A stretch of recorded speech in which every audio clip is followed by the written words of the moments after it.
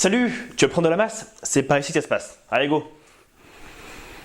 Salut à toi, j'espère que tu vas bien et que tu es en forme. Aujourd'hui, on va donc voir ensemble comment réussir sa prise de masse partie diète. T'es prêt? Allez, c'est parti! Pour cela, la vidéo se compose en 3 parties. Partie 1, combien de calories manger? Partie 2, comment répartir les macronutriments? Enfin, partie 3, comment gérer l'équilibre acido-basique. Allez, on commence avec la première partie, combien de calories faut-il manger pour provoquer une prise de muscle?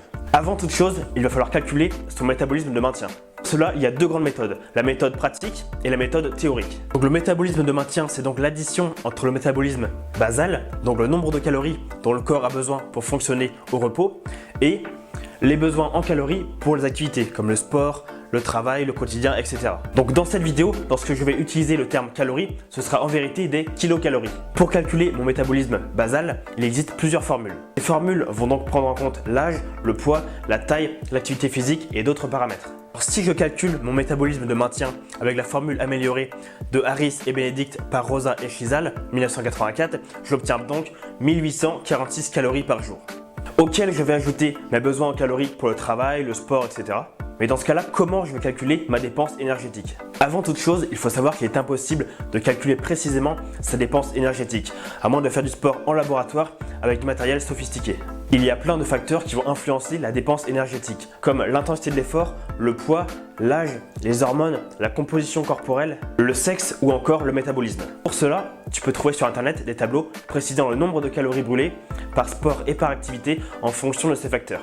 Il existe aussi des calculateurs automatiques, comme sur yazio.com par exemple. Donc si j'additionne mon métabolisme basal plus mes besoins en calories pour les activités, j'obtiens donc 3006 calories par jour. Malheureusement, la méthode théorique présente certaines limites. Effectivement, tout le monde est différent et les formules ne correspondront pas forcément à tout le monde. Donc si toi aussi tu veux calculer théoriquement ton métabolisme de maintien, pas de panique, je te mets tous les liens et formules dans la description. Pour la méthode pratique, qui est de loin la plus précise, l'idéal est de se peser le matin à jeun et de noter ce poids. Ensuite, pendant 2 semaines, tu vas manger à ta faim et tu vas noter tous tes repas de manière à obtenir ton total calorique journalier. Pour cela, il y a de très bonnes applis comme NutriPlanning ou MyFitnessPal qui vont calculer tous vos repas et toutes vos calories. Le souci avec la méthode pratique, c'est qu'elle fait perdre du temps. Pendant 2 semaines, on va devoir être en maintien alors qu'on aimerait prendre de la masse. L'idéal est de la calculer avant de commencer sa prise de masse pour économiser ce temps. Au bout de ces 2 semaines, tu vas te repeser. Si ton poids n'a pas bougé, il te suffira de faire une moyenne de tes calories consommées sur les 2 semaines pour obtenir ton métabolisme de maintien. Personnellement, j'ai fait le test et je suis à 3550 kilocalories par jour, soit 546 de plus qu'avec la méthode théorique. Une fois que tu as obtenu ce fameux métabolisme de maintien, il va falloir augmenter les calories pour provoquer une prise de muscle. Ce que je te conseille, c'est d'augmenter progressivement tes calories. Si tu augmentes trop vite, tu risques de provoquer une prise de gras. Tu peux par exemple commencer avec un surplus de 50 à 100 calories en fonction de ton poids de base et si ton poids n'augmente pas au bout de 2 semaines, augmente encore de 50 à 100 calories. Alors fais attention que ton poids n'augmente pas de plus de 300 grammes par semaine car ça pourrait signifier que c'est une prise de gras. Le souci, c'est que ton métabolisme va sans cesse s'adapter à ce surplus calorique. Sur un schéma représentant le nombre de calories en fonction du temps, je place mon maintien à 3350 kcal par jour. La courbe verte représente le nombre de calories ingérées et la courbe rouge le nombre de calories dépensées par l'organisme. En phase de maintien, les 2 courbes sont constantes et s'équilibrent. Si j'augmente légèrement le nombre de calories ingérées, l'organisme va s'adapter en dépensant un peu plus de calories. Il va donc accélérer. Mais jusqu'à un certain point. Si j'augmente encore mes calories ingérées, le corps ne pourra en dépenser davantage et c'est cette différence qui va provoquer une prise de poids. C'est pour cette raison que certaines personnes sont obligées de monter très haut en calories, parfois jusqu'à 6000 kcal par jour pour prendre du poids. Numéro 2, comment répartir les macronutriments. Alors avant de commencer, les macronutriments sont donc les protéines, les glucides et les lipides. Ça ne comprend pas les vitamines et les minéraux.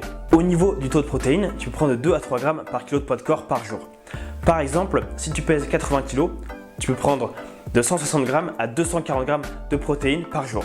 Par contre, si tu montes à 3 grammes de protéines par kilo de poids de corps, je te conseille de ne pas le faire pendant plus de 3 mois pour économiser tes reins. Une moyenne de 2 à 2,5 grammes de protéines par kilo de poids de corps me paraît plutôt pas mal sur le long terme. Au niveau des lipides, tu vas pouvoir prendre de 1 à 1,75 grammes par kilo de poids de corps. Quant aux glucides, ce sera vraiment la variable à augmenter ou à diminuer en fonction des objectifs. Alors si en sèche on diminue les glucides pour provoquer une perte de poids, en prise de masse ils pourront être relativement hauts. Il faut aussi savoir, en fonction des préférences de chacun, qu'il est possible d'ajuster les glucides et les lipides. Par exemple, descendre les lipides sur la fourchette basse, c'est-à-dire 1 g par kilo de poids de corps, et augmenter fortement les glucides si tu aimes bien avoir l'estomac bien rempli à la fin de tes repas. Ou alors de monter les lipides sur la fourchette haute, c'est-à-dire 1,75 g par kilo de poids de corps, et diminuer les glucides si tu as l'impression de te gaver. Enfin, si tu as vraiment du mal à prendre du poids, tu vas pouvoir monter les lipides sur la fourchette haute et augmenter aussi les glucides. On passe à la partie 3, comment gérer l'équilibre acido-basique. L'équilibre acido-basique, c'est donc l'équilibre entre l'acidité et l'alcalinité du corps qui se mesure par le pH. Il faut savoir qu'un taux de protéines et de glucides élevé va avoir tendance à acidifier le corps, ce qui est souvent le cas en prise de masse. Cette acidité peut créer des inflammations, des tendinites, des brûlures d'estomac, des crampes, des douleurs articulaires et autres. En plus, un corps acidifié va consommer plus d'énergie. Or, on aimerait plutôt que ce soit l'inverse en prise de masse. Le corps va aussi se déminéraliser et puiser les minéraux dans les os, les muscles et les tendons pour contrer ça.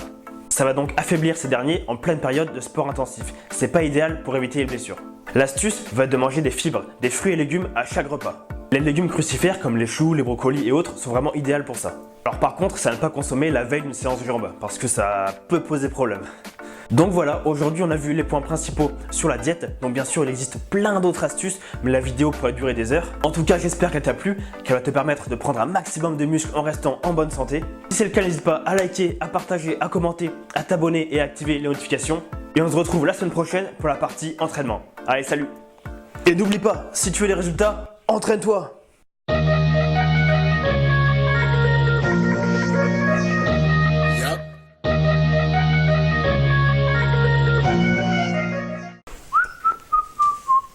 Ah salut, tu veux prendre de la masse? C'est par ici. C'est la merde.